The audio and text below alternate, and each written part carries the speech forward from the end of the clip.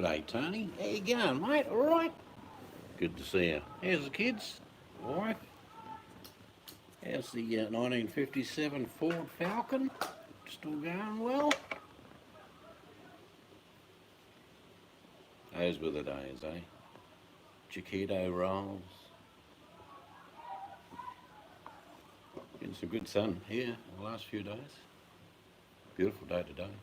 Bit cooler tonight, down to 17.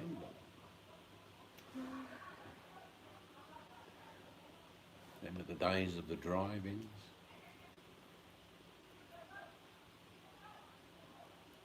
Half time you go and get your crispy sausages and chips, douse them in tomato sauce, crack open a beer that no one saw you bring in.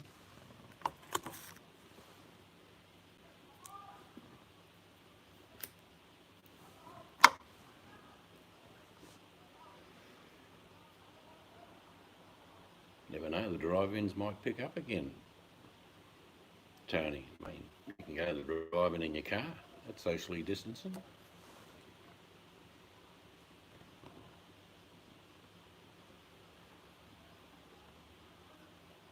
Had two of our granddaughters today, babysitting, that was good fun. Made some bacon and egg quiche, they were good.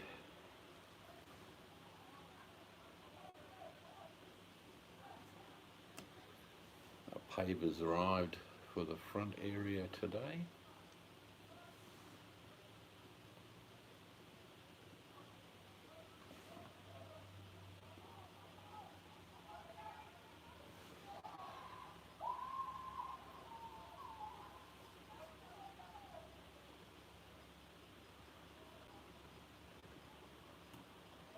Not how your town's going. Well, the town near you, I wonder how that's going.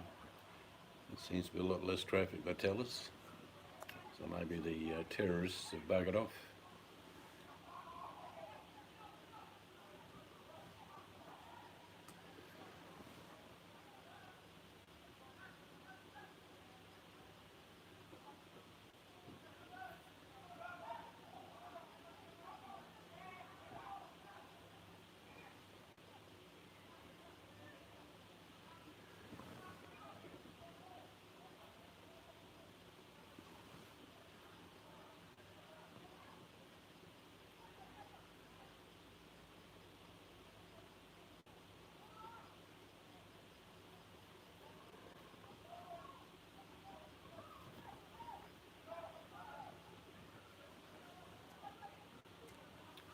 Footy training on the oval tonight.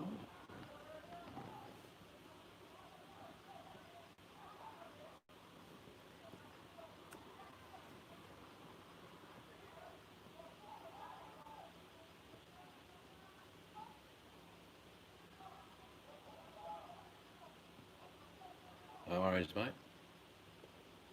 Go and do what you got to do. I'm going to get my dress again, actually. Nippy.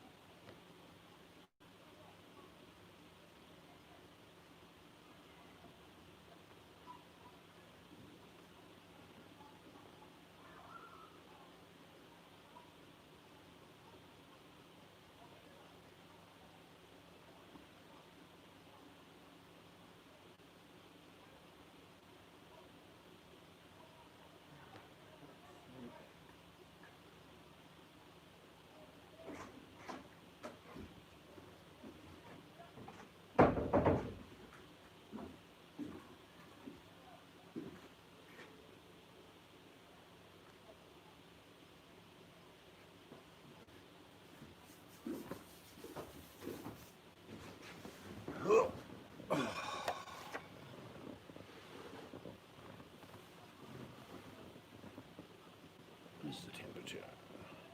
16. Yep, I'm getting a spinning wheel of death.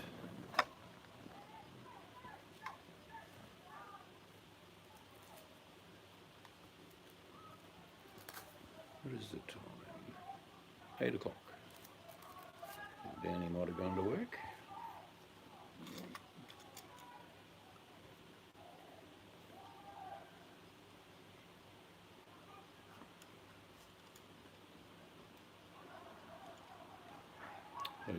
That red capsicum I put in there was good, not spicy at all.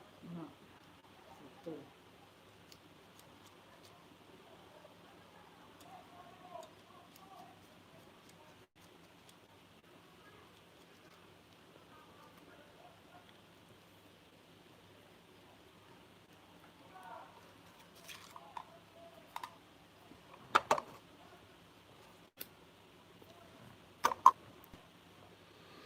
Spinning wheel of death again. It just, Is it on the I don't know right? why this is doing that. Didn't do it with the laptop the other day, did it? No. I'll just type something in the RAM, see if that works.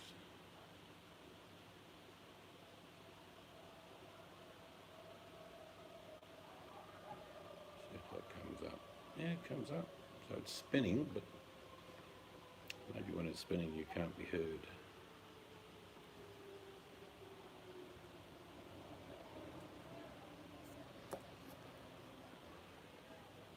I think it'll be a short. No. Yeah, so we can put the cameras put in for oil. What if the future? Yeah, it's on the laptop. Yeah, but the phone's just as powerful as the laptop. More powerful for what it is. It's only just doing that job. Start up the computer, start everything up, isn't it? Yeah. Can anyone hear me? Testing 1, 2, 3.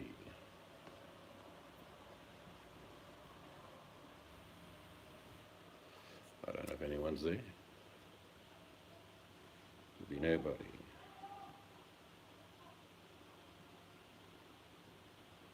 Just keep spinning and spinning. What the bloody hell's going on? It looks like there's some people in the room. I'll just type in, see if they can hear me.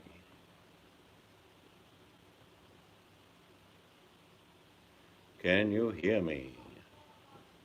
Hello? Just type in a dot if I'm here. Just a dot. Just a mere period.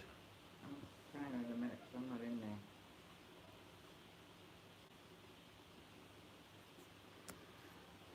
Just keep spinning and spinning and spinning. Not even it does that, it goes to like restart or something. But it's not asking me to do that. It's just spinning.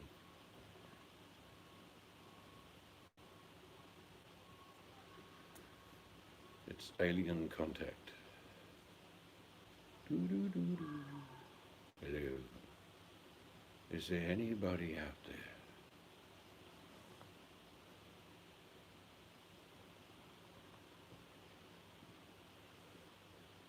I guess not.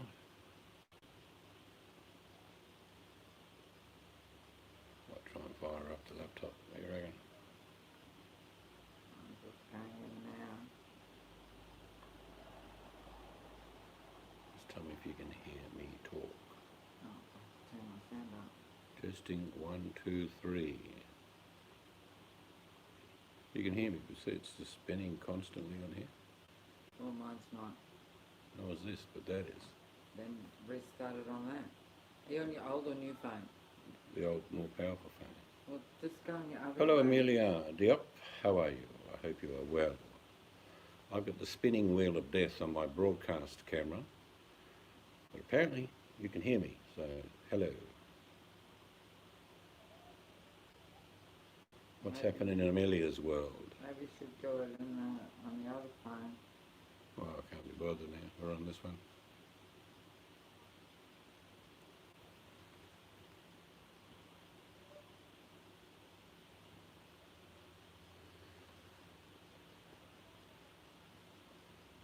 Whereabouts, which country are you from, Amelia? Amelie.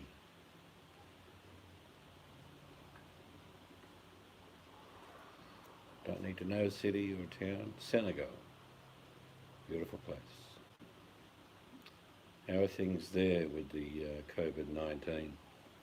Where we are, in Western Australia, there isn't any. The last community transfer of the virus was 140 days ago. Oh, you're in Dakar. Famous Dakar. That's where the big race used to be. Not sure if they're still doing that. Tough ride, that one, the Dakar.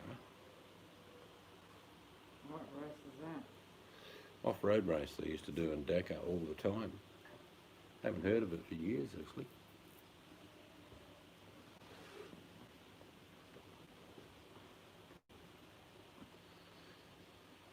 I think the national, pretty sure it's the Tiger.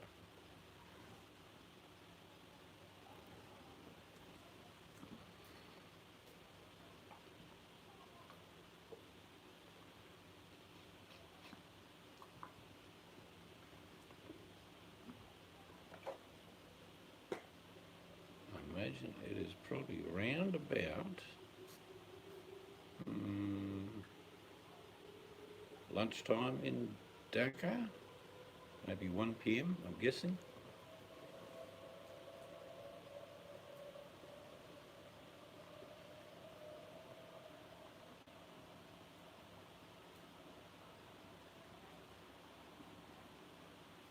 What are you having for lunch? I just made for dinner bacon and egg quiche. It was yum.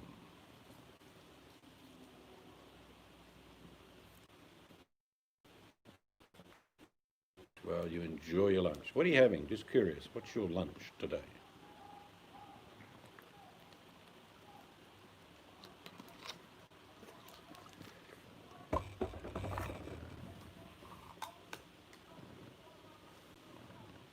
Good one. Scarlett. Emil's just going to have a lunch.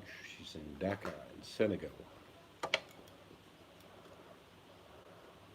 I was curious to what rice, fish plus vegetables. Sounds good. A little bit of heat in there, a bit of curry or maybe chilli, I reckon. Sounds good.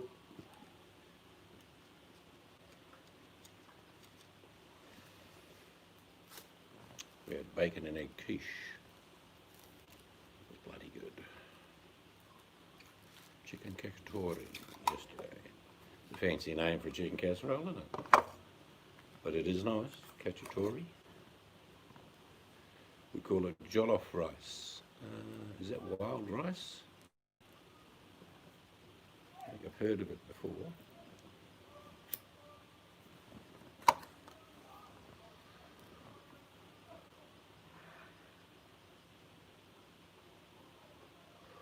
Got family in Indonesia, and they use that. What's that really dark rice? Just black rice. Black rice takes forever to cook. My goodness. Hour, do you reckon? Oh, and the rest? Yeah, at least an hour.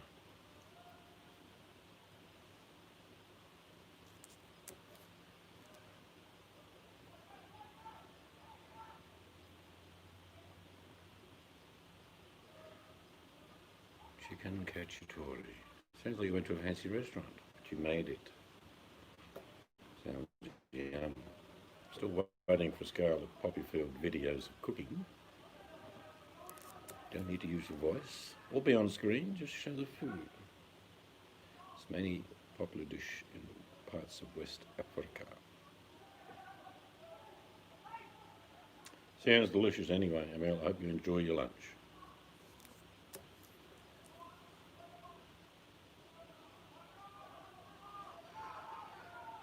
Yeah, you could even, I sometimes can't be bothered showing the whole process, Scarlett, but I'll show the ingredients, how I cook them. I might say, I'll come back in half an hour, then I'll show nearly the end, then I'll show the dish. And it's a learning curve. I watch people's cooking videos for technique. Morning, VMAC. You ordered a lot of supplies and received them yesterday. Sounds good. We've got a great place where I can get all my spices. And it's a company in my state called Two Brothers. They're Sri Lankan, I think. But they have every spice known. Brilliant. Oh, your art supply, I see, yeah.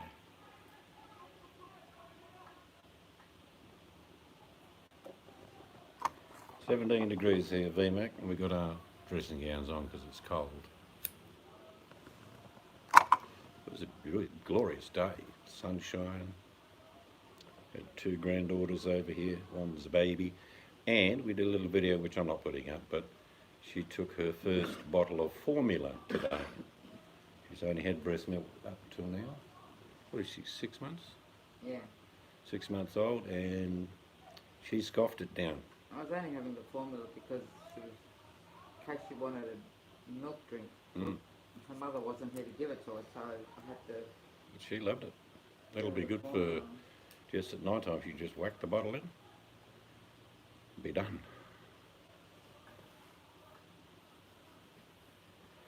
We've got all our pavers today for the front yard.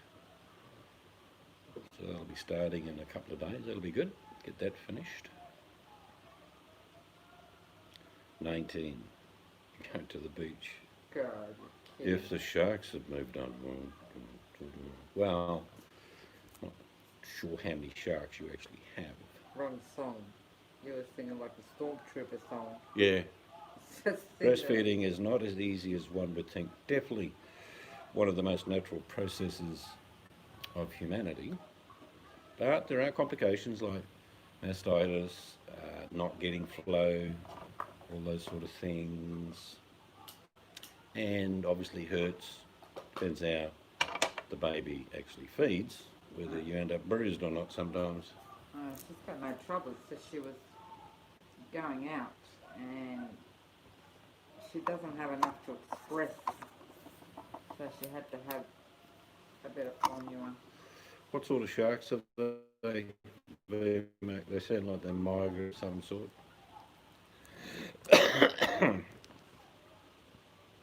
We get every name shark you can imagine. We get beer makes breast milk. Yes. Sounds like a good idea. It does dark beer. Stout, Guinness, Yeah.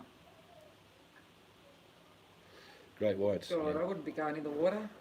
We get plenty. We had a bloke got bitten the other day, but because he had a really old board and thick, shark bit him in the board and then just buggered off.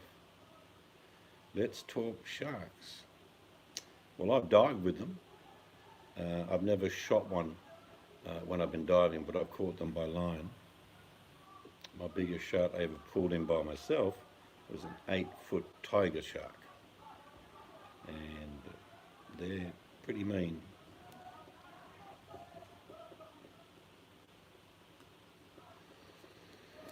It's very unusual for great whites to be near shore.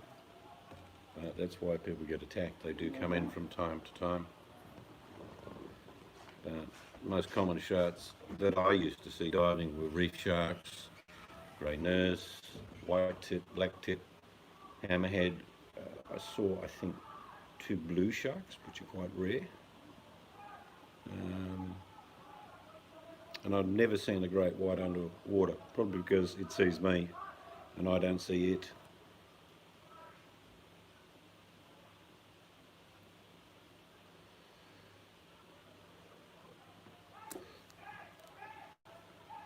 Here you can just walk out to the water, and we used to call them dog sharks. They're just reef sharks, probably 4 foot long. And if you hit the water, they'd come running over like a dog. That's why we used to call them dog sharks.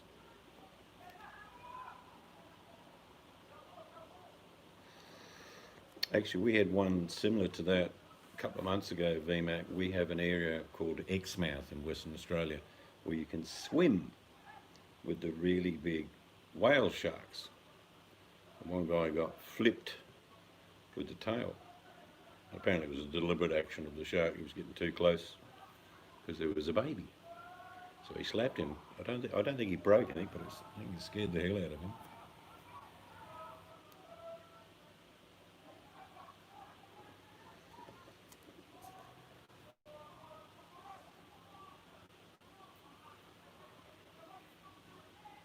There are a lot of different sharks in Australia.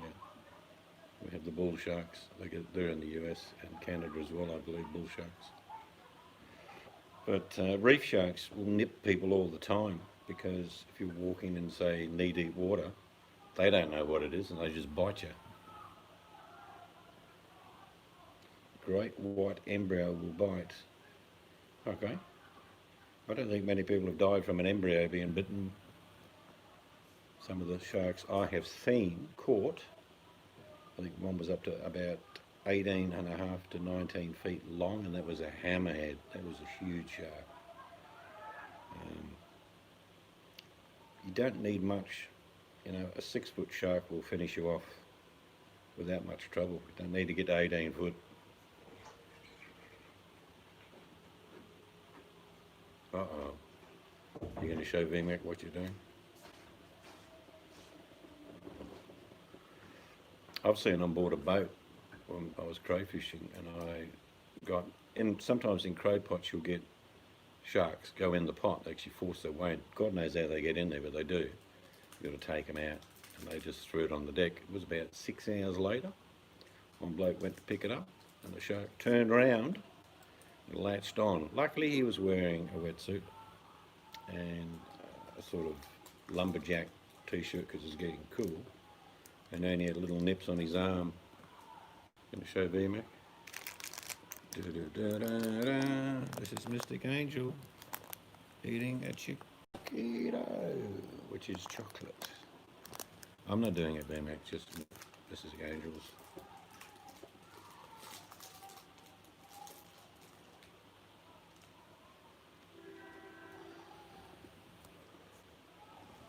I don't know if they can digest glass, but I caught a shark, seen all sorts of things in it. Cut it open and it eats anything. There was a plastic baby leg in the shark. It's chocolate, VMAC. Give me your address and I'll send you one. I'm going to send Scarlett some. Sort of got nougat, chocolate nougat with Rice sort of crispy Krispies. rice things and... Oh, that's not very good. Caramel.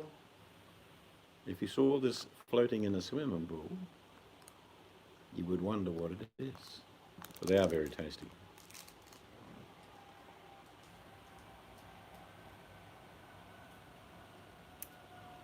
I swear to you, we would never have gotten you out of the Swan Valley chocolate factory.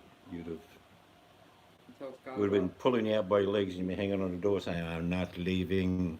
Tell Scarlett I got her hat on. Oh, you got a hat on. I'll show her. She's wearing the hat. Look. Hope your ears nice and warm.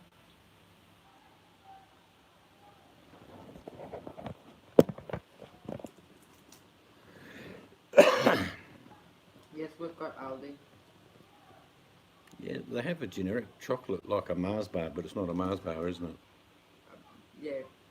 That one's not too bad. You've got Aldi, VMAC.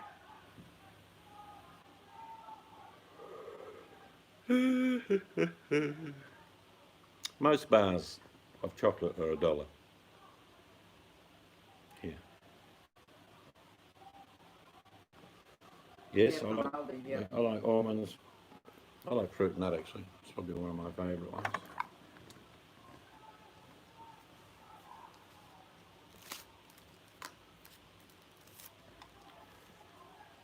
These are the big ones. That's prepper stock.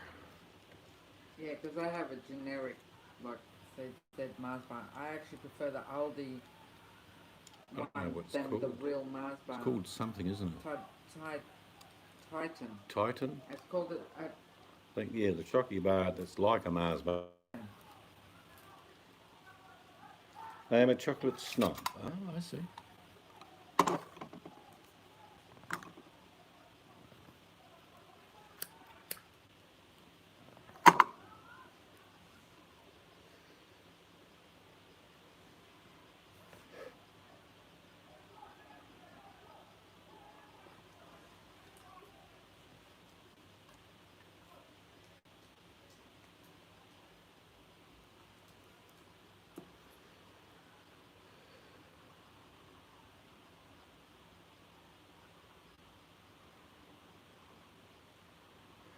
Yeah, ours about the same too, VMAC.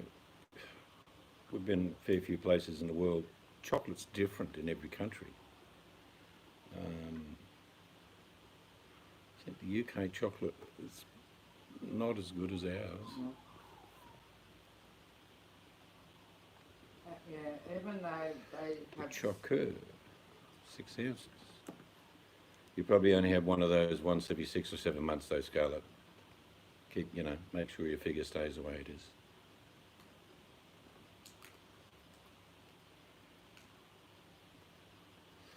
Six ounces is a block of chocolate.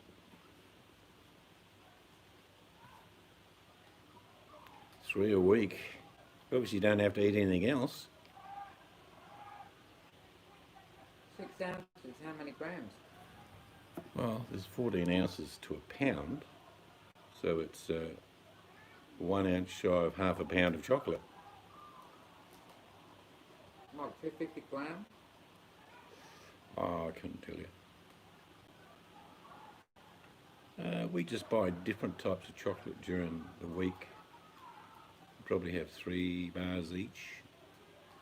And then we have none for ages. We just have little spurts on them.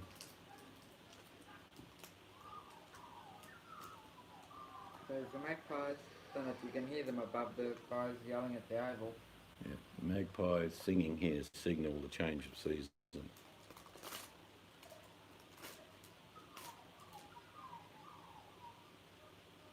There you go.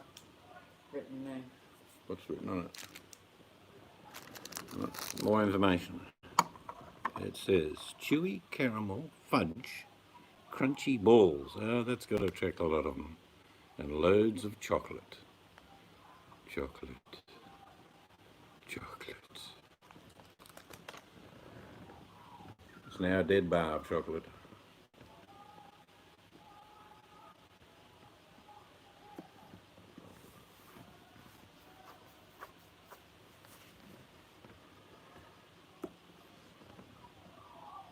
I was going to mention to you, Scarlett, it was written probably 10 years ago, a book called, just simply called Capital. I'll type it in. I forget the name, it's Thomas somebody.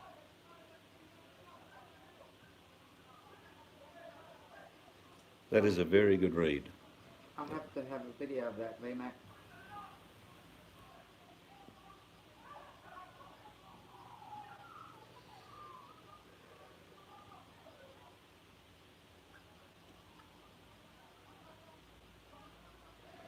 It's in summary, it's a very simple, well, it's got lots of graphs in there and facts. It doesn't interview anyone, it just gives you the facts.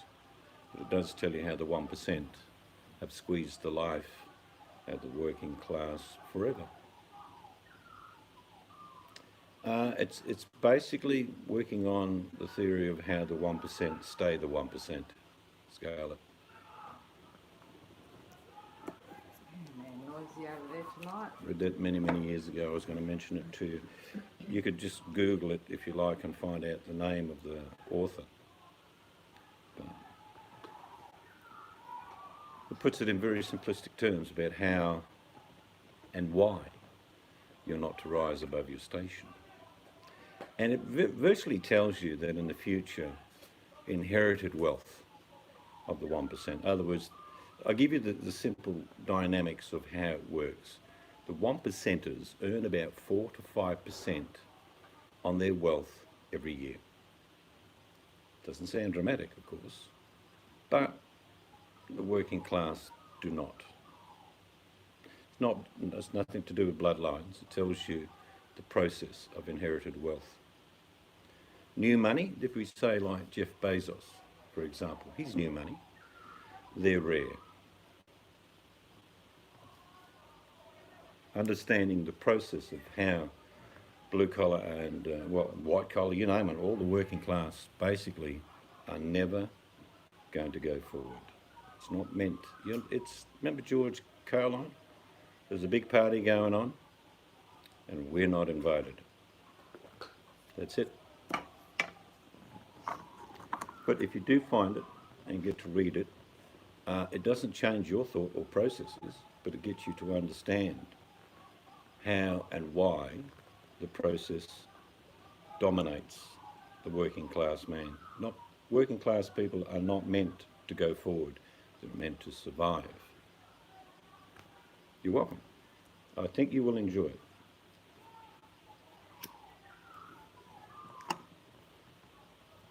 See, inherited wealth, I'll give you an example of how inherited wealth comes. It can come through war. In other words, you take the riches from a certain country, you've just inherited wealth. You take that elsewhere.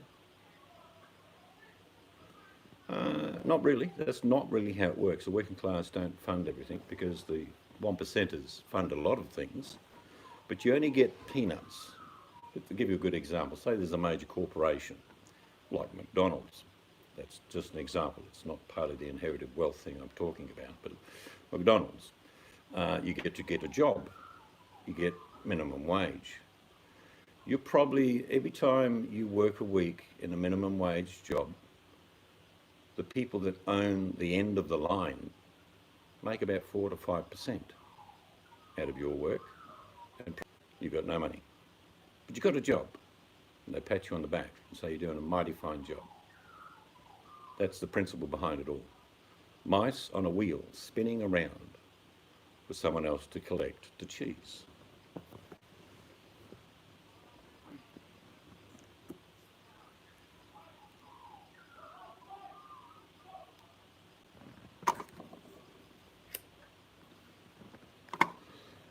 It's one of those books that doesn't deal in fantasy, Scarlett. That's the best thing I can tell you. You're only getting the information, that's fact. And like I say, when you work out the process in the future, the 1%ers will only be from inherited wealth, generation per generation per generation. The working man in 200 years' time will be on minimum wage. And the people that are in that 1% category will earn 4 to 5% every year. Let's say you've got $1 billion, 4 to 5% is an incredible amount of money that accumulates. And if you've got billions upon billions, you just have to do the maths. But the working class man in 200 years will go home at the end of the month and have nothing left. That's how it works.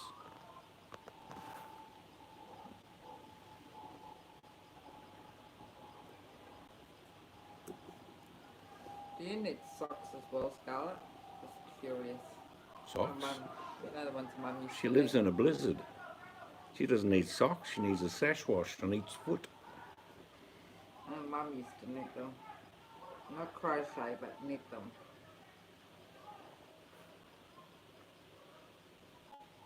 We've each got a couple of pair, but I won't wear them. Yeah, they're not too bad. No, because... I can't hear Mystic. Here I go.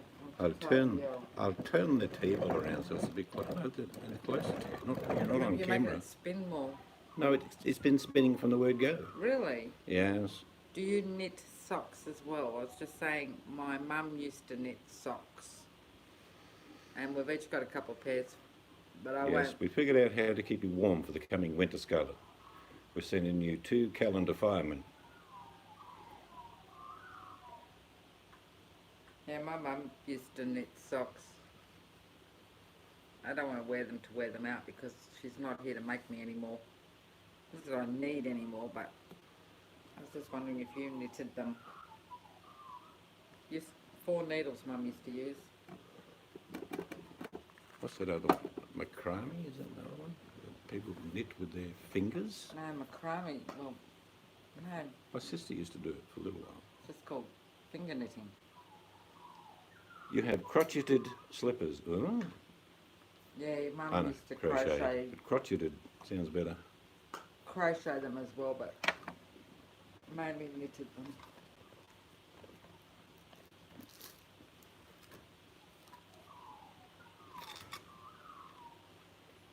It's not hard.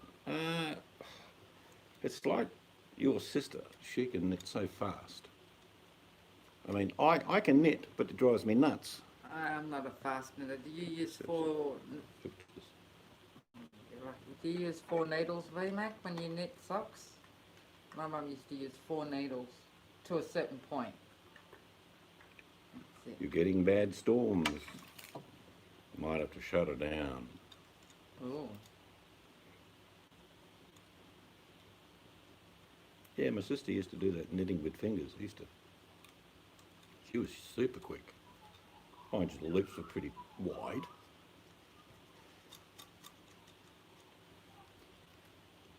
VMAC, when you don't knit socks, it is bloody hard. I think the hardest part that I've seen when I saw your sister do them is the heel.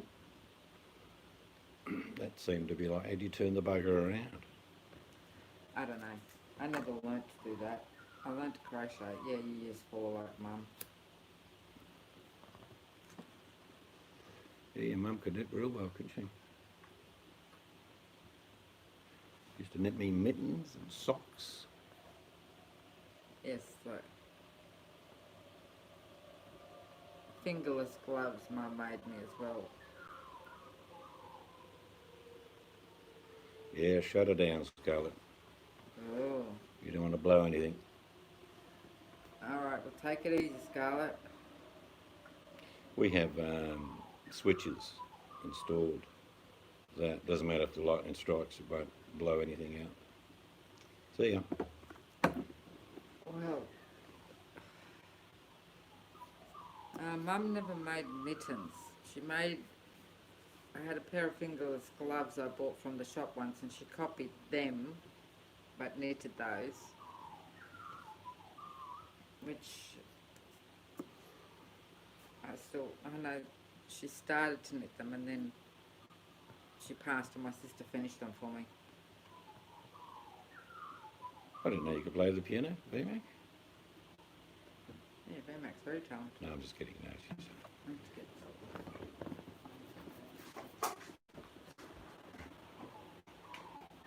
She could have taken that empty chocolate wrapper away, but I'm pretty sure she's just tormenting you, VMAC.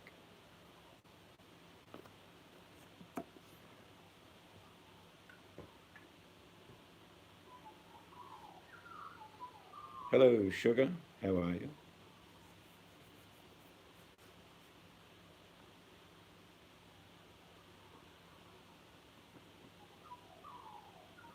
Texting gloves, I suppose. I like them. They're just a cheap pair, and they look quite small, but when I get them in my hand, they just give me warmth. They're wool. I think they're only $2 from the cheap shop.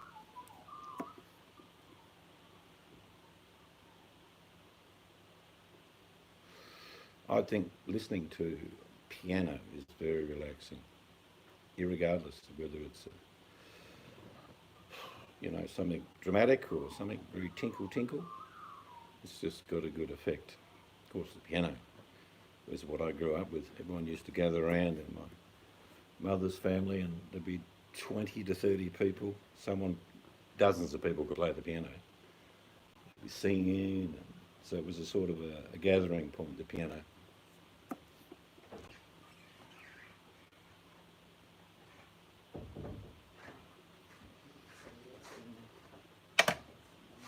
Sorry?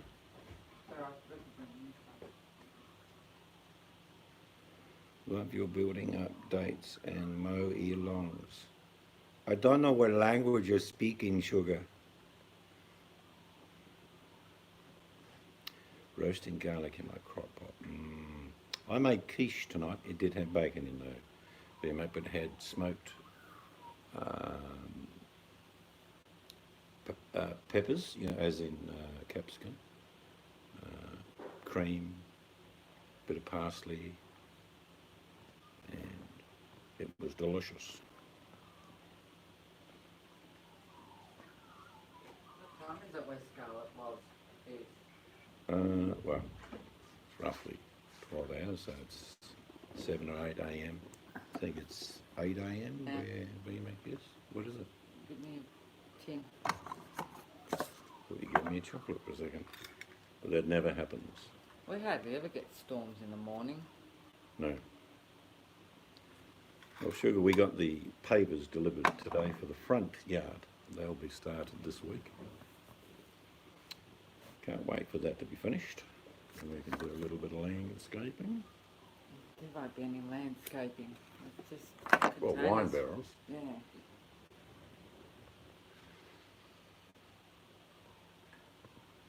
Roasted garlic. Can't beat it. Becomes very sweet when you roast garlic. Goes good with roasted pumpkin to make pumpkin soup.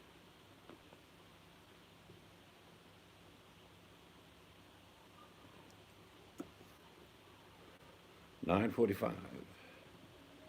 You must still be in daylight saving then.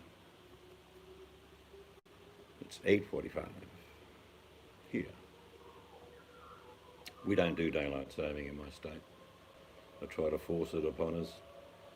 And we always said, okay, we'll just start an hour later. Government gave up in the end.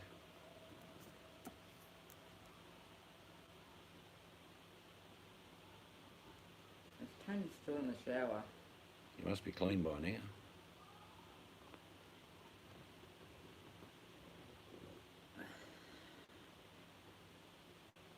It's colder tonight. It's 16. But it does feel colder, I must admit.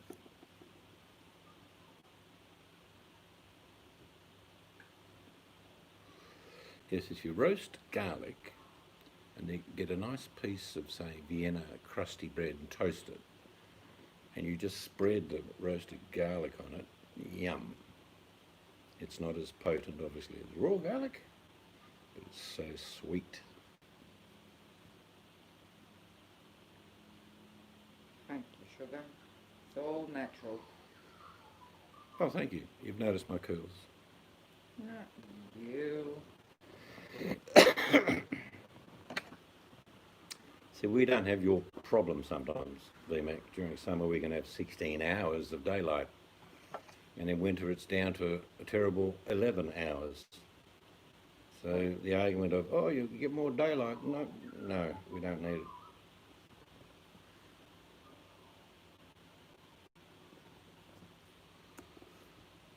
Here he is, the one and only. Just one word, Play the J- music. Da, da, dun, dun, Just dun, one word, dun, JP. dun. Oh yeah, don't mention it. Fremantle. Oh dear, you mentioned it. Oh well. Yeah, I gotta stir him up. Well, I like the idea that Sydney are actually pushing out up to 10 blokes under 10 games. That's a good thing.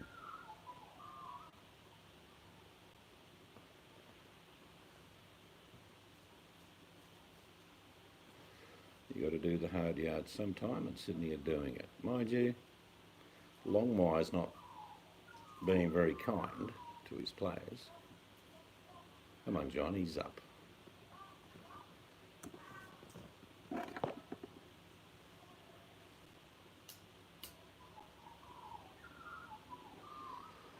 I think John has just answered you.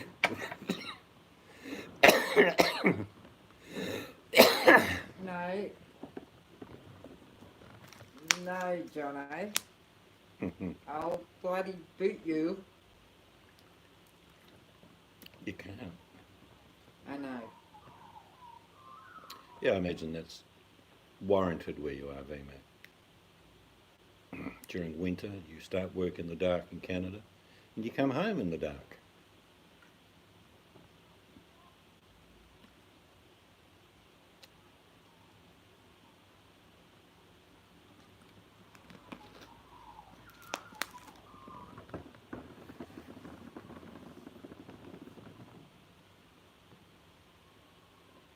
I was going to mention to you, VMAC, and Jono might have heard of this too. There's a big movement at the moment in Australia for people to buy direct from farms.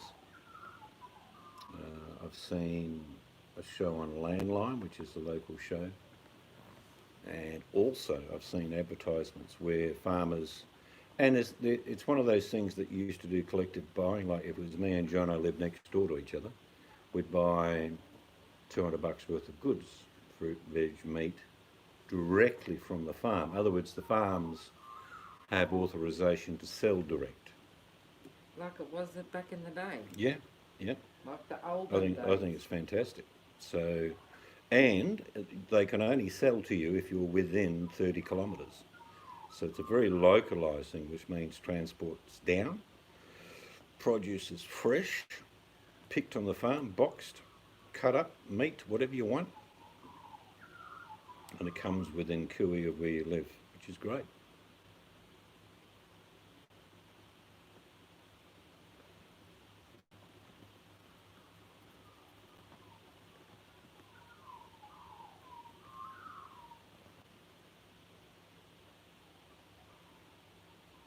Yeah, I mean, the thing is, it's not cheap and nasty milk, it's the normal milk, but what it is, the farmers get screwed. So farmers have actually co-opted and they sell, what is it, 8 brands of milk now at the shop, and they are getting more money for their milk. People who can't afford obviously will keep buying.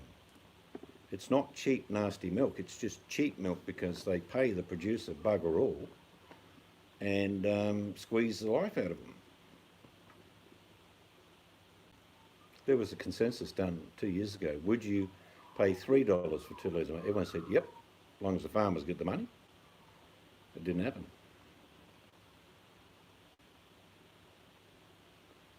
Someone ruined your holiday. Now, come on, mate. I'd say come to Western Australia, but we're not even letting Jono into my state. He's banned everywhere. Bread, I think that'll be the next thing because people, I think, I'll be honest with you, people are sick to death, I am, of mass-produced milk, bread in supermarkets. And bakers, there's one baker near the supermarket we go to, and it's all produced elsewhere. So I don't like that. Well, the thing about this push for direct farm produce to come to your house, Jono, is that they can only sell you what's in season. That's the big plus, do you know what I mean? So you're not going to get, in the middle of August, fresh tomatoes because the producers don't produce them. So you will be eaten in season. So that's another good thing about this direct purchasing. The supermarkets are putting a hell of a stink up at the moment, trying to put extra regulations on farmers and blah, blah, blah. Bugger them. I saw that show, John. I know what show you're talking about. Basically, just buy what's in season and buy local, that's right. And again, I will say it, that's how it was back in the day. Yep, when I was a kid, we had a big green bus come round, like an old school bus gutted out. Shelves and shelves and a big cool room, meat, you name it. You get anything off the damn thing. Yeah, like what VMAC just said. You're talking about Garden Australia. What's his name? Italian bloke, big black beard. Looks like a garden gnome gone feral.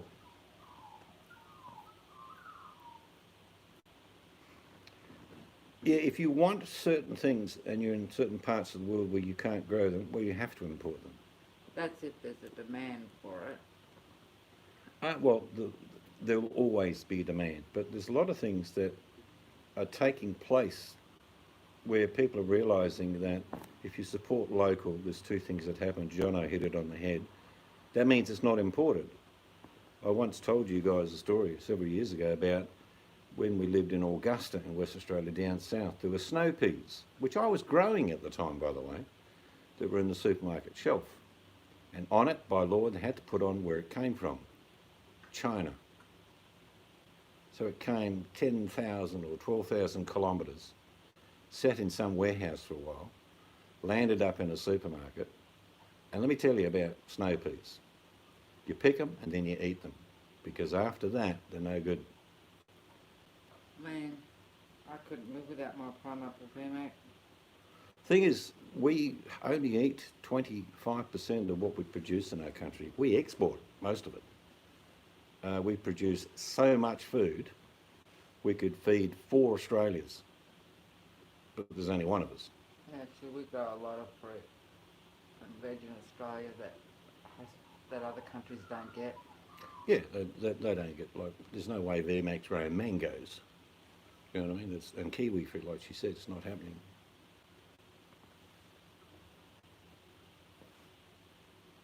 So bananas would be the same for you, VMAC.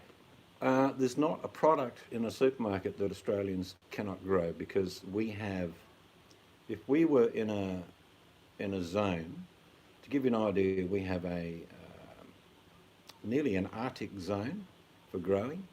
We have a sub-Arctic, we have Mediterranean, we have subtropical, and we have tropical.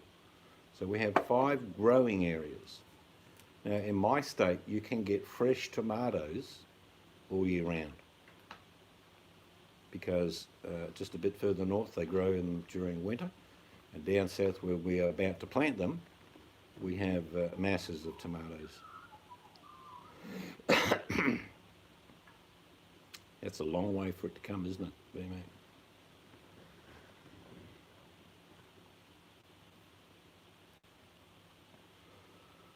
You're going to find a lot of, and it's nationalism, but Australians are starting to do it, and I'll put my hand up.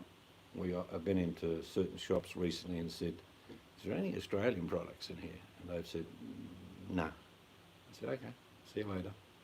And that movement is universal around the globe. I think people are buying, like in Canada, searching for Canadian furniture, Canadian electrical items, etc. It's happening in a big way because it needs to happen. Relying on an importation all of the time is bad news. And of course, if VMAC made televisions, and I bought one after, and I'm local, and it starts to play out, I can just phone VMAC and say, your bloody telly's playing up. She'd say, bring it in. No worries, we'll have a look at it.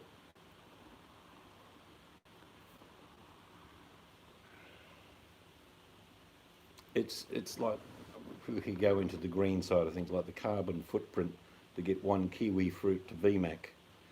It travels an incredible distance, uses a lot of carbon, and eventually lands on her table. She can't grow them, so that's one product she'll continue to buy. There's nothing wrong with that, but it means that we can minimise the transportation of our foods. It's a much better thing. It is, Jono. It's like, ask the question, would you buy an Australian t-shirt if it costs $25 instead of buying a cheap import that costs $10? Most Australians would say, oh, I'll buy it, it's Australian. That's happening around the world. It's nationalistic to a certain point, but it makes sense that we produce products that we consume in our own country. Like I said, we're lucky we get what we can. Like I can have fresh pineapple, fresh bananas, We should do another run fresh to kiwi fruit. one of the fresh fruit and veg big stores and show them. It's just incredible. A lot of the stores here, like Spud Shed, they work on a 30-kilometre radius. In other words, everything that's on the shelf is grown. And the guy who owns it grows his own potatoes. Yeah. And gives them away He gives potatoes away. twice a year.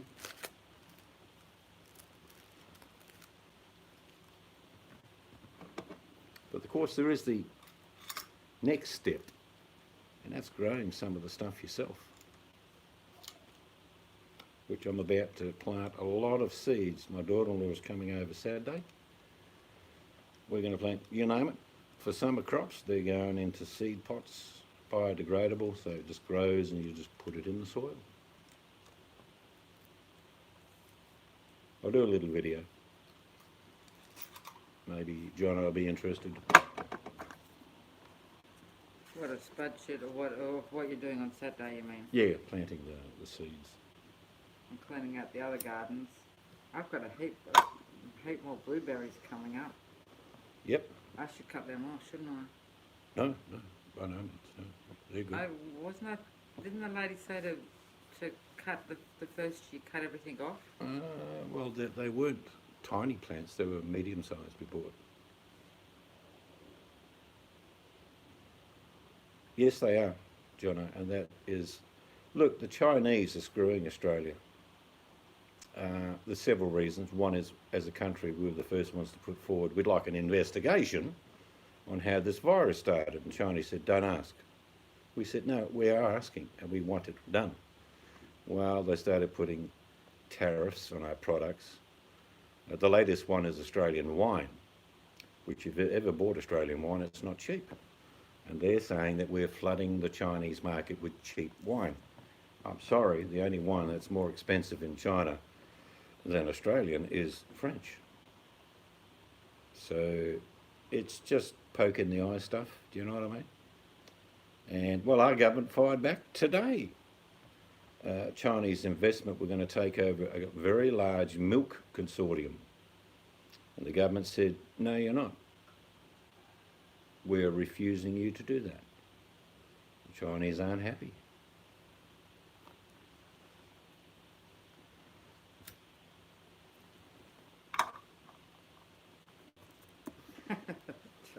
But I did say it would come to this. It would be diplomatic at first, then it would be trade. And that's where we're going.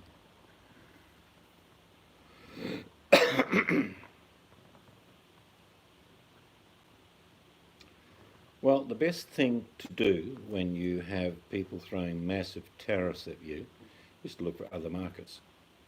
We have a huge trade agreement coming up with the UK shortly. And the UK market for us is huge. It's going to be interesting. And Canada are involved with this as well. It's a trilateral agreements are going in place at the moment between Canada. It's mainly the UK and Australia at the moment, but Canada are being drawn in as well. See you, VMAC. Don't work too hard. Yep, enjoy your day.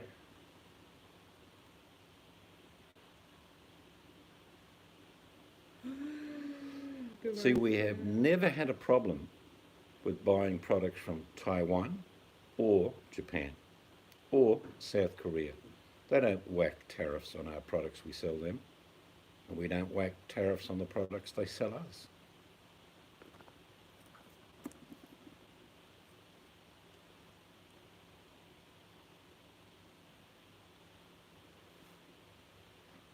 But it will bring a lot about, I hope, in our country, a revamp in manufacturing. I truly hope to see, within 5 years, Australian-made cars again. And I mean Australian-made. In other words, our iron ore will be processed here to the fine detail of being able to be used in car manufacturing. Hand in hand. We've got the ore, we manufacture the steel, we build the cars.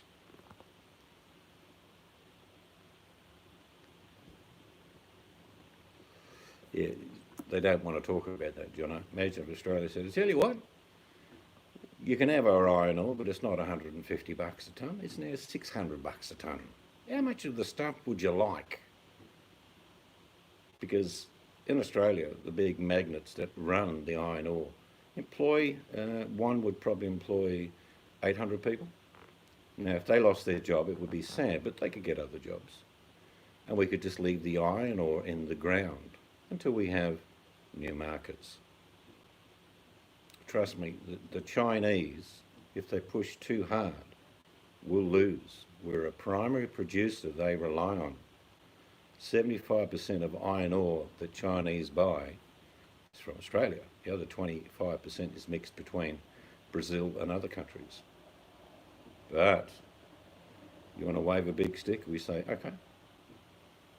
And they say, oh, we don't want to send our students there anymore. Okay, no worries. Australians are very resilient and we won't take crap.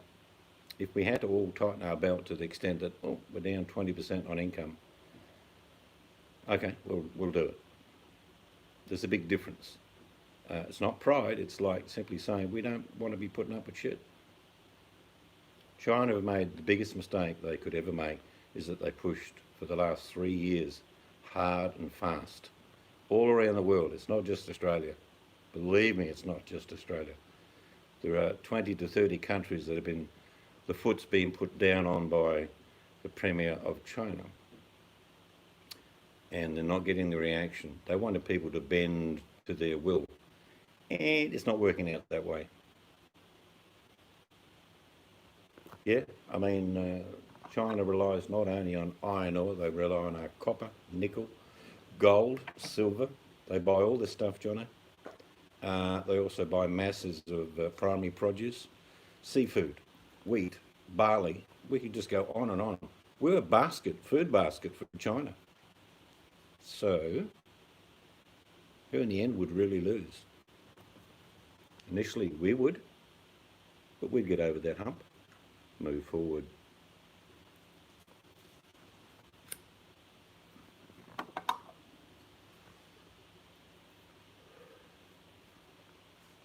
Yeah, Aussies are a good bunch of people. We are generous to a fault, believe me. But when it comes to you step on our toes hard enough and long enough, you don't want to know what we will do. I'm going to tell you something that may shock a few people, but there could, in the next few months, be conflict between China and Australia, as in the South China Sea. We're not backing down at all. And China are trying to claim rights to areas that internationally they cannot. So there's the international law, and there's this so-called Chinese law that they believe they have the right to do so. It's not happening. It was only 2 weeks ago. We've got a fleet of about 7 in the South China Sea at the moment, and the Chinese put on this huge display of a battle cruiser, you name it. About 20 came past the Australians. Australians did not deviate. They actually aimed at the Australian. They just kept going in a straight line. And then they just veered away. You must be really clean now, Tony. Mate, you must be sparkly. Sparkly, squeaky.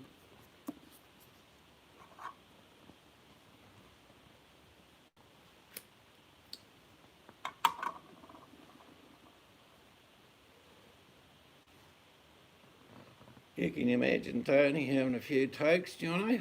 It's good up here in Nimbin. I don't even need to wear me budgie snuggers. I can wear boardies. Where's Bronwyn? Come here, Bronwyn. Who was that thing that used to run Tony Abbott? Peter Credlin, remember her? My God. A right-wing nut, if you've ever met one.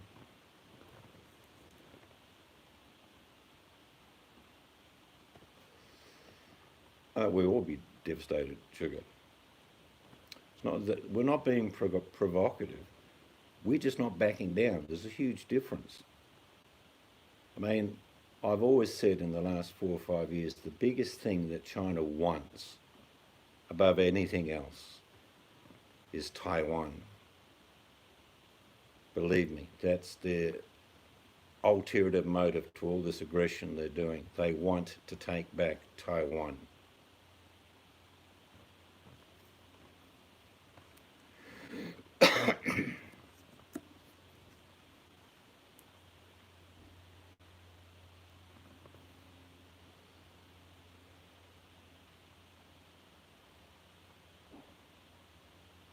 Actually, it was funny, last night, what was it, about 9:30? 10 o'clock. Yeah, about 10, just over the park, someone let off dozens of fireworks. And in just enough time to let them go and then disappear because the cops got there and no one was there.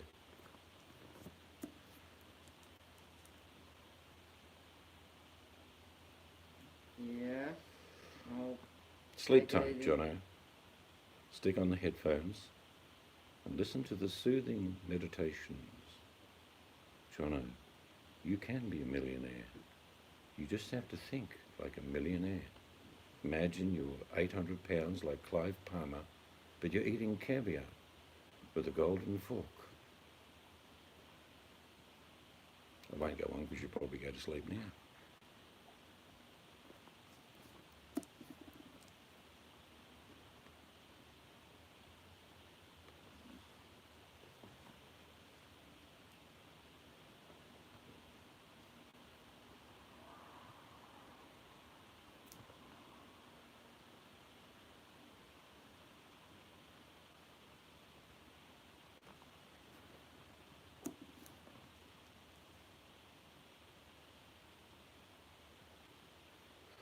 The room falls silent when Jono leaves. It's like, oh no, Yeah. Jono's going. Jeez.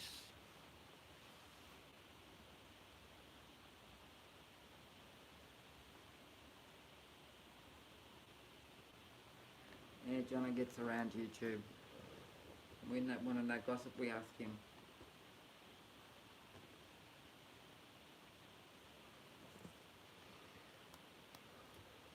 How's baby cat, Tony? Going all right? Actually, does he even still have those cats? I don't know. I haven't watched him since That's what I mean. 2013. Actually, 14, but.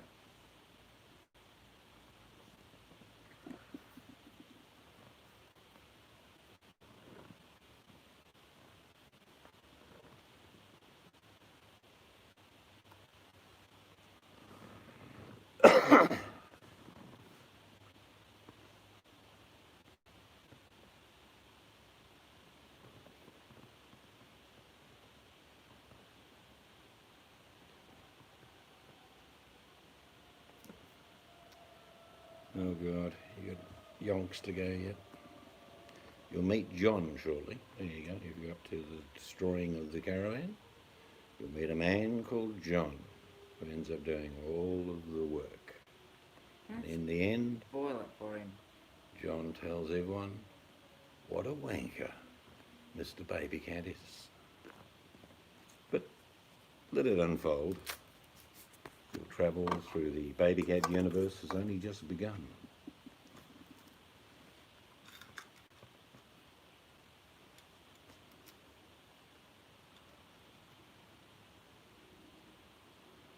Sorry, people, for my Jono be good round. Jono is a bit of a stirrer by nature, but he's got a good heart. We've met him.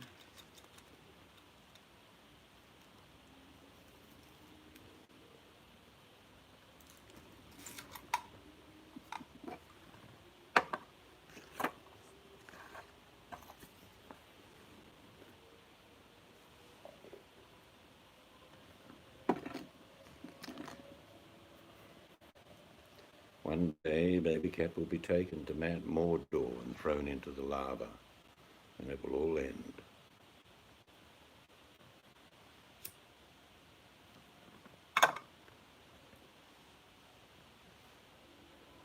Mel's on night soul this week. Is she? Yeah, I forgot to tell you, it's actually right at the end. Busy girl.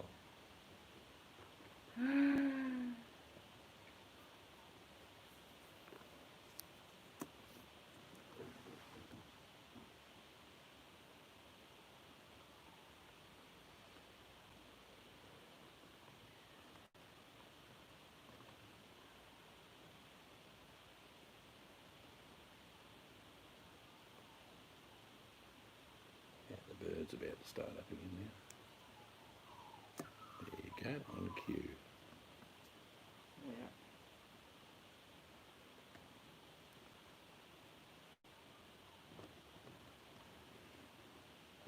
Must have been where we used to live, we heard them more. The house wasn't as insulated as this one. Yeah, no, it's Remember? in here it's like you hardly hear any sounds. Latest must recipe. Well, any sort of food we made. Well, I made miniature. Well, they're about pie size, probably about 5 inches across.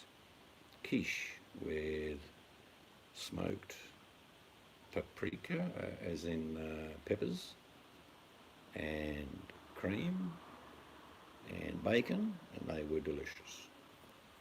There's one left. Depends if I get there first tomorrow or the missus. Because it's our winter, we've had a lot of stews. Lots of stews, soups, crusty bread. We sort of do eat to the season. We've eaten a lot of our produce out of the garden. Welcome back, Tony. Actually, I was going to ask you, Tony, are the magpies singing at night where you are yet or not? They just started here a few days ago. They sing all night. There you go, there's your stars for saying, be right back, and you're back. Doing a mill.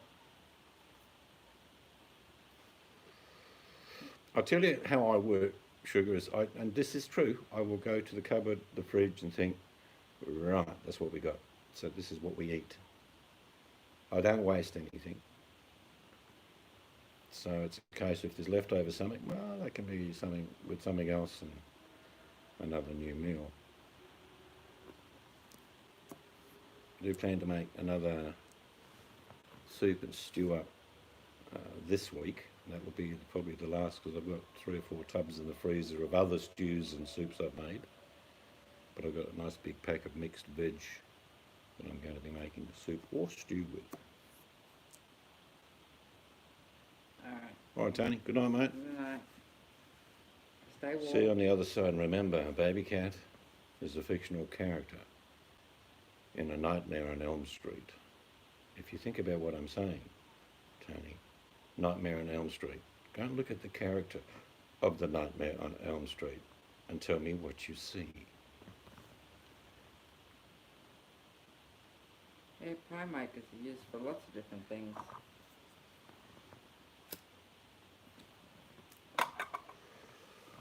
I'll often make a stew or a thick soup, sugar, and then what I'll do is think, all right, there's a bit left over, I'll drain off a lot of the liquid and I'll make them into pasties or pies.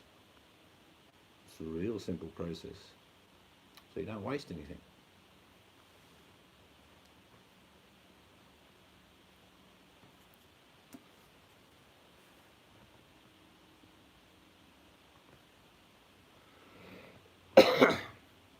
I've never used an electric pie maker because I'm old school, I like the oven. But I know that they're like a big waffle and you can put your pastry in and whatever you want into them, and so that's good. You're not wasting anything that way.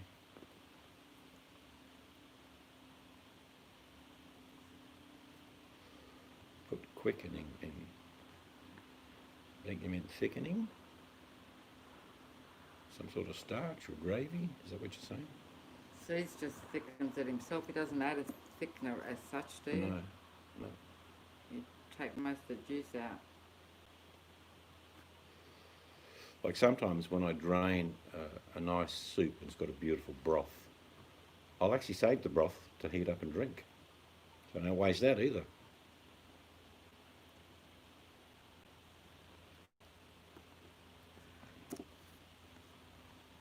But it's not a case, and I really mean this, it's not a case I get up thinking, I'm going to make this. I always look in the fridge, the freezer, the cupboards, the fresh fruit and veg, thinking, yeah, that's what I make. That's how I do it. There is no weekly plan, it's on a wake-up basis. What do we got?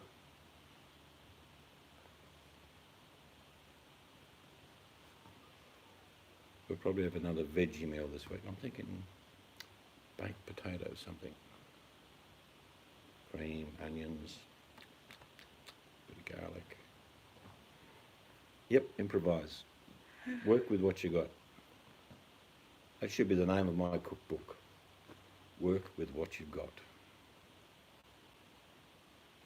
Seize to Freedom's Guide to the Galaxy. Yeah.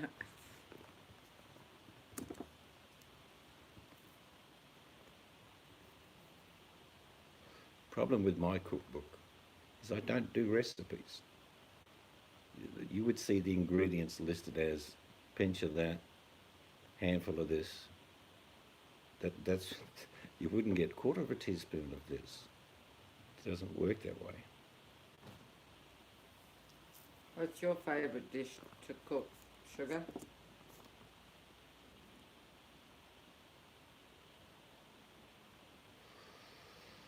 Oh, I don't chuck it all in. I chuck in what I think will work, I think.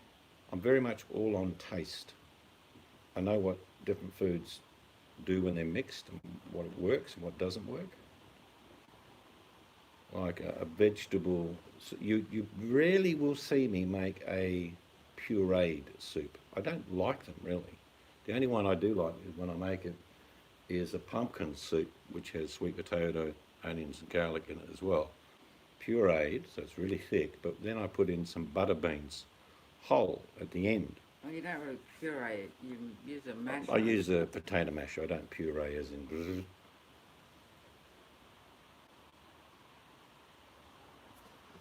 Because I think food has to have texture to an extent. Like you couldn't replicate. You could blend a roast, Sunday roast, as in the meat, the veg, and the grain. You could blend it all, and it would taste like Sunday roast. Oh, I don't think so. But it's like there's no texture, and it's like Oh, curried chicken. curry's easy to make. I've got paste curries, but I do like using powdered curries because I like to macerate things like meat. I'll get beef, and I'll macerate it in a curry mixture overnight.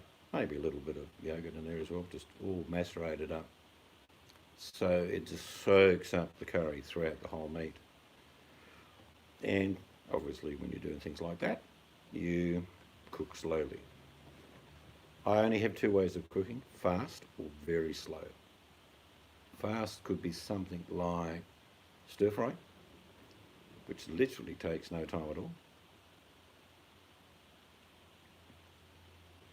Your import is appreciated. I did not import anything. I did not sell the drugs to Sugar. No, it was someone else. I know what you mean. But food is a path that you follow, and it's got to be led by your tongue. Has to do with the tastes that work for you. Like when I make my curries, they're mild because Mystic Angels does not like a hot curry. No. I have no problem with that because I will save a portion for myself and add chilies and chili sauce and all sorts of things. So I make it hot for me. But the base rate curry around here is very mild if you took it out of the pot. I've always said a curry should not make you sweat. Might warm you up a little bit, but if you're eating curry that makes you sweat, you have to remember in the morning when you go to the toilet, you might have sweated last night, but you'll scream in the morning.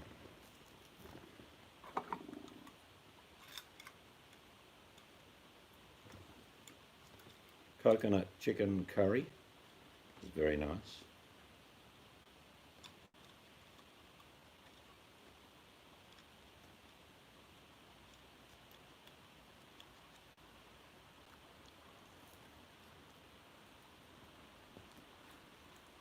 Yeah.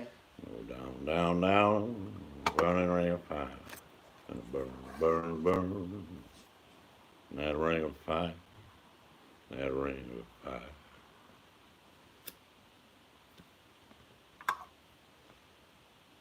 But I'll be growing chilies shortly. I always get excited in spring because it's always the best produce.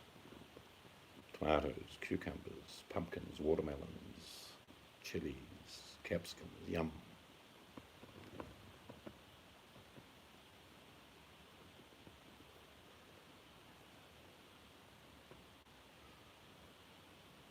Do you grow much of your own produce, Sugar?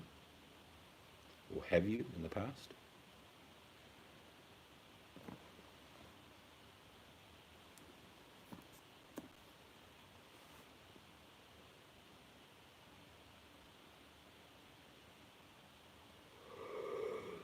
What is the time? It is 9:23.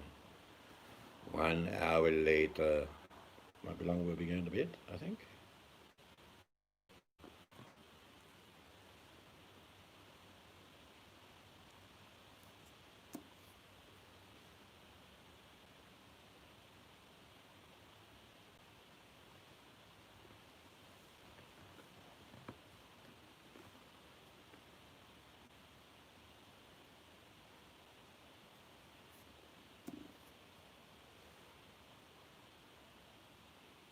No worries. All right, Sugar. Good catching up with you. See you later. Have a good one. Actually, we might just call it quits anyway, because Yep. we're getting to that time of the night. Good night. And from me, good night. Enjoy your day if it's daytime, and if you've gone to bed, sleep tight. See you next time.